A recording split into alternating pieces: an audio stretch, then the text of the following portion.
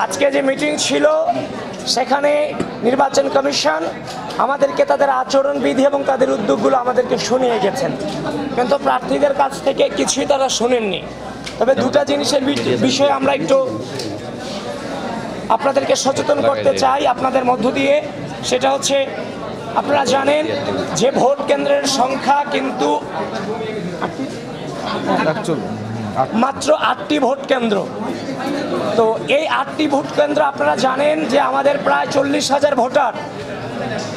যদি একজন প্রায় 41টি ভোট দিতে হবে, সেন্ট্রাল এবং হল সংসদ মিলিয়ে, ডাকসু এবং হল সংসদ মিলিয়ে প্রায় 41টি ভোট দিতে হবে। 41টি ভোট দিতে গিয়ে প্রায় 7 থেকে 8 মিনিট সময় লাগবে। তো 1 ঘন্টায় একটা বুথে 40 থেকে 50 এরকম 40 থেকে 50টি ভোট সম্ভবত দেওয়া যেতে পারে। তো এভাবে যদি 20টি বুথ থাকে তাহলে 1100-1200 ভোট কাস্ট হওয়ার সম্ভাবনা আছে।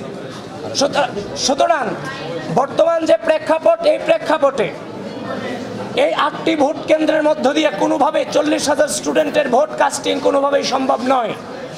যদি ভোট কেন্দ্র না বাড়ানো হয় তাহলে 2019 সালে ডাকসু নির্বাচনে যেমনভাবে অনাবাসিক স্টুডেন্টরা বাইরে এসে দাঁড়িয়েছিল, ফেক লাইন তৈরি করা হয়েছিল, ভিতরে ছাত্রলীগ দাঁড়িয়েছিল, বাহিরে অনাবাসিক স্টুডেন্টরা দাঁড়িয়েছিল, পরবর্তীতে ঢুকতে পারেনি।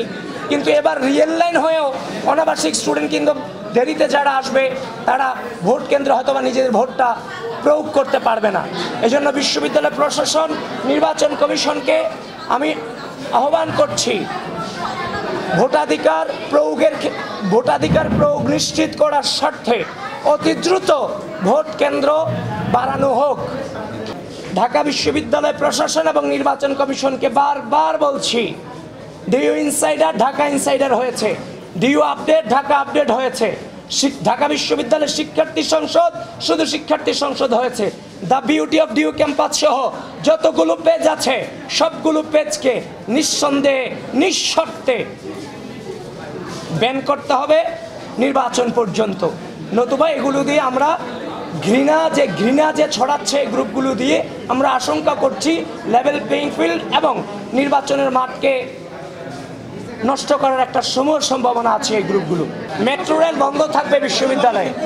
আমি নির্বাচন কমিশনকে আহ্বান করছি, মেট্রো রেলটা অনেকেই ব্যবহার করে যাতায়াতের সুবিধার্থে।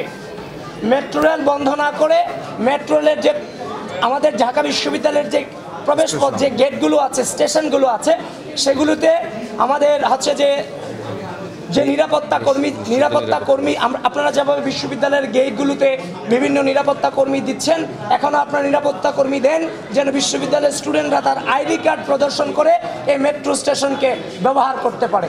মেট্রো স্টেশনের মতো এমন একটা হচ্ছে যে সহজে যাতায়াত করার মতো একটা ব্যবস্থাকে নির্বাচনকে কেন্দ্র করে বন্ধ করে দেওয়াটা কোনোভাবেই উচিত হবে না।